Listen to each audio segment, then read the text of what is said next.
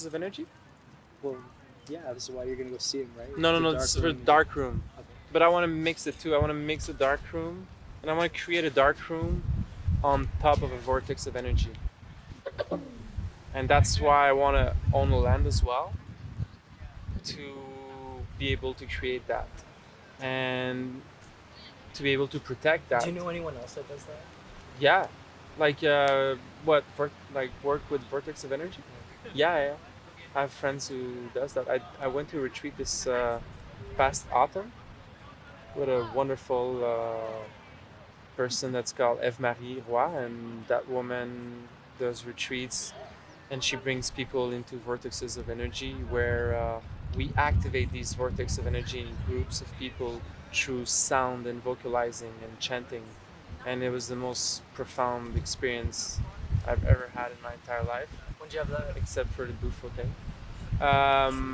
I've had that last like September, and I went into in Estrie in those vortexes of energy over there, and it was a revelation for me that That's not long ago, man. no, that's very recent, and I've had this revelation that made me understand the value of these ancient sites and why the ancient civilization were paying so much respect to them, were protecting them, and were doing ceremonies and were tapping into this power because this is what holds our world together. I feel like, and without this, we forget who we are, and we can't forget who we are because then if we forget who we are, then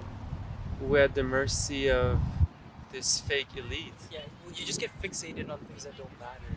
Yeah, You get so fixated on such small issues, and yeah, I get you, man. It has a lot to do with wellness, and like it's Yeah. just experiences like when I was at Warren Heights with your mother and we were watching, staring at the moon for a long time, or just watching the planet planet Earth clips. hmm Is that what it's called? it's One Strange Rock. One Strange Rock. That's right. It's really good. It's experiences like that that really remind you like who you are, really. Yeah. So I stare at moons, at stars all the time, just for like 30 minutes, man. Just like huge experiences, and it's something especially unique, something that you get from that you can't get from anywhere else, that can't be really replicated. And yeah, man. I think the vortexes of energy can replicate it. I think they're a link. They're actually The the what? The physical, vortex? the vortexes of energy. They're the physical link to the stars on this earth. They are like doors that links us to the stars, to where we come from. And I think that yeah, a lot of answers are there. I think a lot of what we need to know as human species we can learn in these sites. We just forgot that it's a thing. Back in the days, it was normal. Like people were celebrating these sites all the time. Throughout all the years. And now we just think that like the latest iPhone or like the latest piece of technology or like getting recognitions or on social media is the way to go, but we just forgot. It's a big one. We just forgot where we came from, and I want to bring that back. I want to create a community around these sacred sites, and I want to engage people into remembering how to tap into this knowledge, into this grid, this energy, and yeah, I feel like that passion of mine with linked with darkroom therapy. I think it has to happen together, and I feel like I have to create a dark room on top of these vortexes of energy and spend weeks and maybe months into this dark room every year, and then facilitate this process for whoever has the call to do these dark rooms. So for me, in this physical world, in this physical life, right now, this is my calling. This is what I want to do. You're really into the energy community, whether it's that or just experiences with the drugs that you've consumed in the past. Hmm. I wouldn't call them drugs, but Yeah, like what do you call it? entheogens or Anti plant medicines. plant medicine.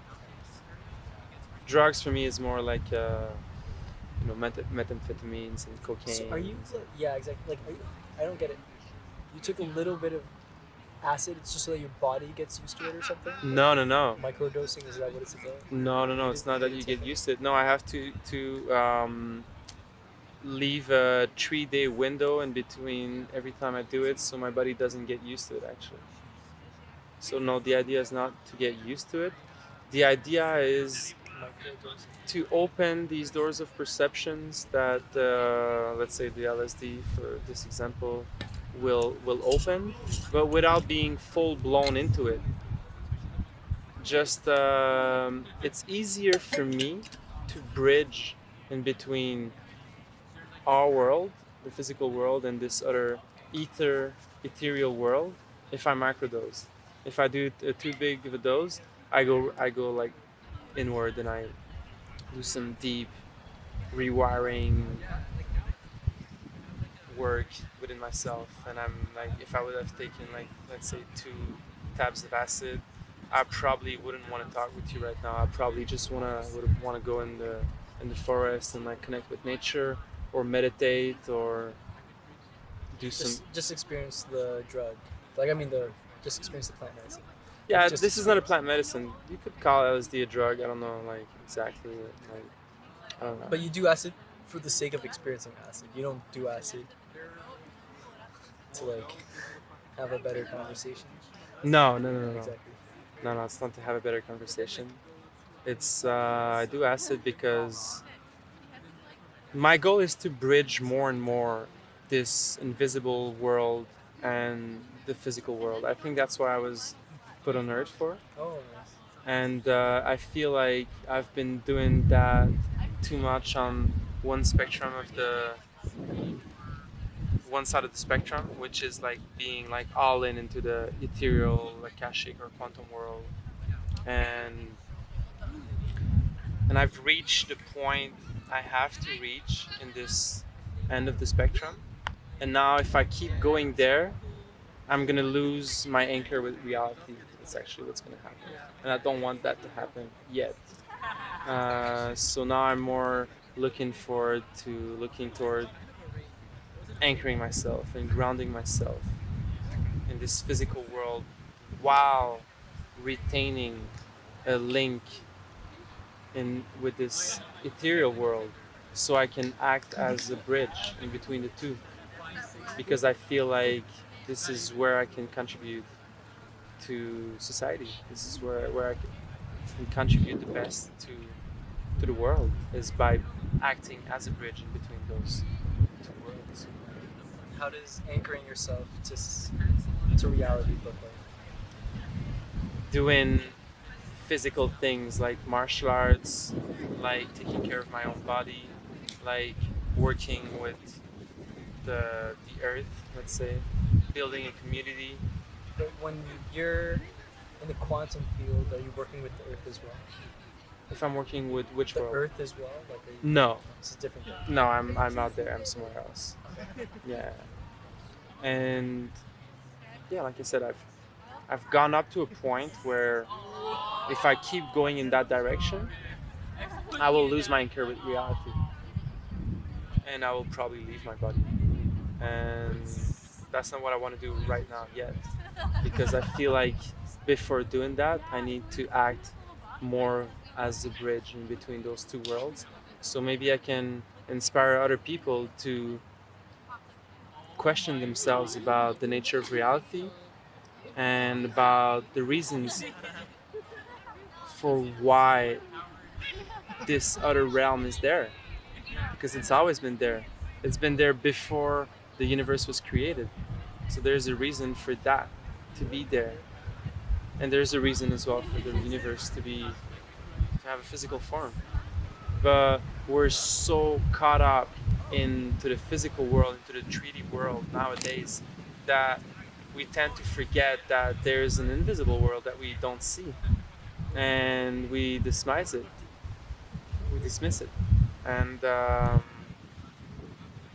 I think that that's why shamans are so relevant nowadays, because they're a reminder, they're old archetypes that reminds us of this flip side of this other world, which is where we come from. And it's so important to never forget where we come from. The day that we forget completely where we come from, I think we're going to lose our humanity. And that's pretty relevant soon as well because of the AI and how things are Yeah, yeah, pretty manufactured now. yeah. You know what? It's pretty AI, manufactured.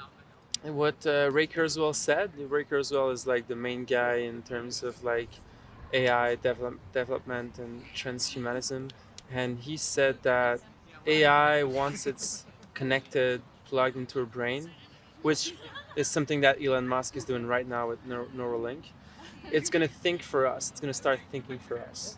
And the more and more it's going to be evolved, and the more and more it's going to be implanted in our brain, the more and more it's going to think for us. And the less we're going to have to think for ourselves, up to a point where we completely forget what human nature is, and the AI is doing all the work for us.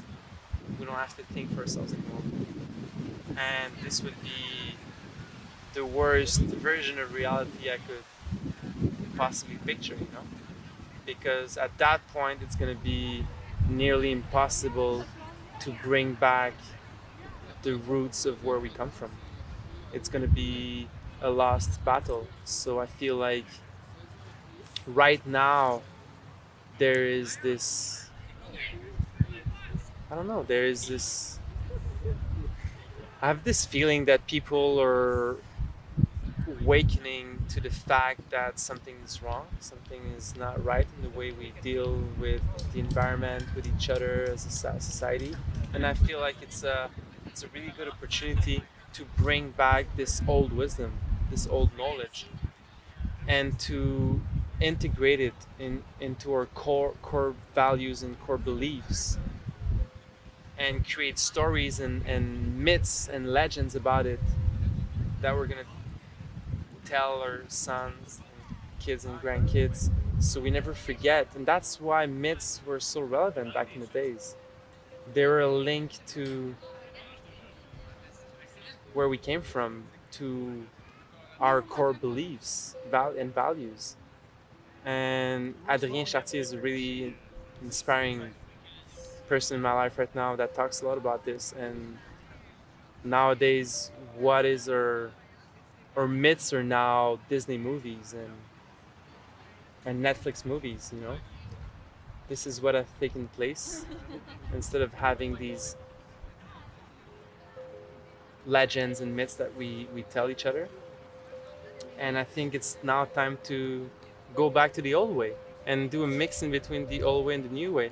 It's like we come from the old world, and we've been heading toward this new world of like technological advancement and like manufacturing and like growing as a society and like building the physical world.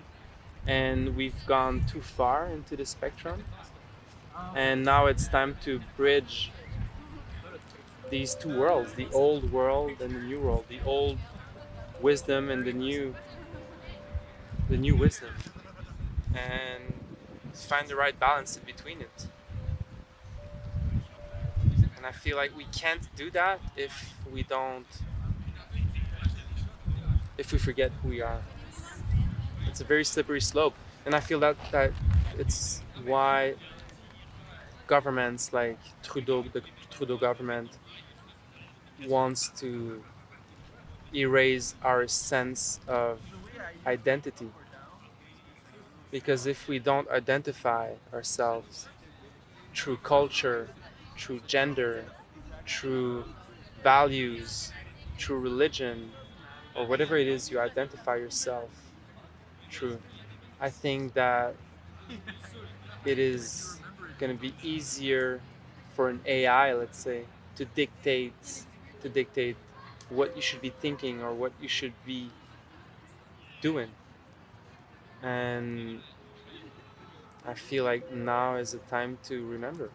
Just now is the time to tap into this old knowledge. And the way to do it is through plant medicine, meditation, and vortexes of energy. That's why I'm all into these things. I'm all about these things. Because I feel like this is what the world needs right now. So that's what you're going to be involved in a lot more in the near future and Yeah, going forward. Yeah. yeah, definitely. I think that's Max's friend. You see the guy on the bike with the. This guy? Yeah. I don't know him. You don't know him? No. I just remember seeing some pictures of with Max. He had like that. Remember that photo album you used to have? Which photo? Like our roommate Max. Yeah, yeah. He had a photo album. I remember he had a photo album just of him and his friends and stuff like that. I don't I remember. I think that was one of the pictures of this guy. Anyways, if it's not him, that's not me. But I just thought I'd tell you because I thought maybe you knew. But yeah, that's what you're gonna be involved in the next few years. Your mother, you've spoken to the people you love about it. Like Yeah. your mother knows about it For sure. involved with, and she really supports it. She's really into it. Yeah. Well, she's not like really into it per se, but she thinks it's a good thing that I'm doing that, and I'm following my intuition in this avenue. What's what's she against when you said that? Or is she kind of She's not opposed? against. She's not opposed to anything. I think she's just a little worried that I might go too far, too quick in my spiritual evolution, because I could lose ground. But But as long as you focus on your objective reality, then you feel like you can anchor yourself. Yeah. As long as you take care of your body, like you said, happy sack, and spend time outside of with the earth. It's kind of some of the main methods, kind of the same, kind of the ways that you're grounding yourself. yeah, there's many different ways. Like what else? I'm curious to know. I don't know why. Sounds crazy, but like squatting is a good one. I feel like squatting is a good way to anchor yourself. Being with the nature to me, like the trees and the forest, the mountains, is like one of the best way to anchor yourself. Being with people, community anchors you, I think. How about the work you're doing with your brother with the 5G and the radiation, that kind of stuff? Do you feel like, did you work yesterday? Did you have a bit of time when you were speaking with clients, with people that, I don't know, just talking to people like that? Yeah, I've had a lot of time. Yesterday I did that from like 11ish, 12 to 11. Okay. So when you participate with that, do you feel like, you're helping people out with something that's Yeah, pretty important? yeah, very much so. There's 2 or 3 of my friends that I went to yesterday that, let's say they had their bed. We go with the readers and we read the amounts of electromagnetic frequencies that there is in per meter cube. And let's say, for just to give you an example of how it changed one or two of my friends' life yesterday just by doing the readings, is that they realized there's these pockets, like place in your house, in your apartment, where these frequencies, they kind of gather, like with each other, and like form some sort of pockets, a region, like an area where there's more of them. Okay. and let's say next to your router there's going to be more frequencies just because it emits. So And you're involved with that though because it helps people out.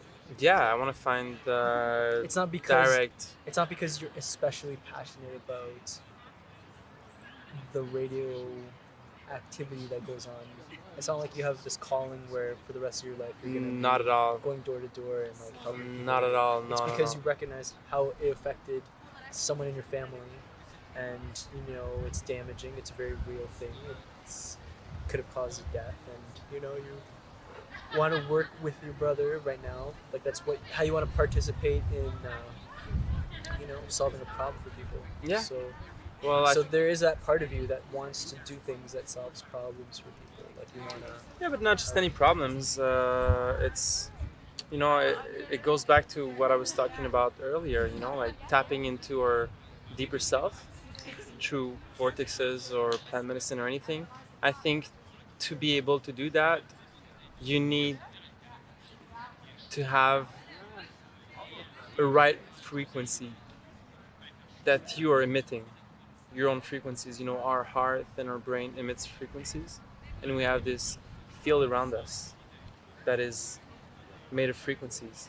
And I feel like if this is all disturbed and there's a lot of chaos, non coherent waves, I feel like you're gonna have a hard time tapping into your deeper selves. So I feel like, to me, any tools, whether it's this machine to allow people to get less disturbance into their Authentic energy field. authentic energy field. And it is like you're helping people in a way that's congruent with your main Yeah, exactly, your main, exactly. your main purpose. And that So is yeah, that it has something to do with what's happening right now. it's relevant. It's relevant right now because they're implementing the 5G right as we are speaking. So for me, I see a lot of people that are So outspoken about that, and it's important to speak about these issues, but I feel like not enough people are taking actions, and I think now is the time to act. Now is not a time to just consume information and just talk. Like, it's important to consume the right information and to have these conversations, but it is as or more important to act on them. So I feel like this doing the readings like that in people's home and telling them, I went to a play to Christelle place, right, yesterday. It's a friend of mine, and she had like a direct 5G beam coming through her window. You could hear it with the machine. You can hear it, the sound it makes. And we have directional antenna. We could see it was coming right from like this angle from her window, and it was like beaming right where she was doing her yoga. And she was telling me like it's been a month or two that she's not feeling the yoga. She's not feeling well when she's doing it. And I was like, and then I didn't have to tell her. She was realizing that it was because she was getting beamed with the 5G while she was doing her yoga. It was creating a disturbance in her own magnetic field, in her own frequencies that she was emitting while she was trying to tap into her divine through spiritual practice, which is for her, which is yoga. So she switched her yoga spot to another where there's not that, and I am 100% confident that her yoga practice is going to be better from now on. So I feel like this can help it's people. great how you saw an opportunity to help people like that, and you feel good when you help people like that, right? Like it's a pleasure. Feels really, really good. Yeah, it feels really So I good mean, to you hear. really like participating in ways that are congruent to you. You know, like as long as you know you feel like it has to do with protecting someone's energy specifically. Yeah, yeah. I mean, do you see some other ways in the future where you're going to do that specifically, protecting people's energies by some other way other than what you have going on in S3? Do you think there's going to be other ways that you're involved in other people's lives?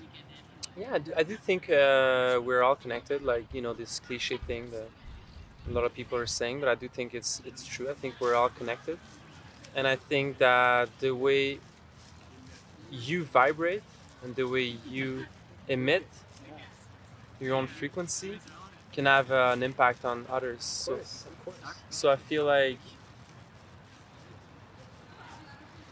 being more of a bridge in between our world and the invisible world is a way for me to raise my vibration in this physical world.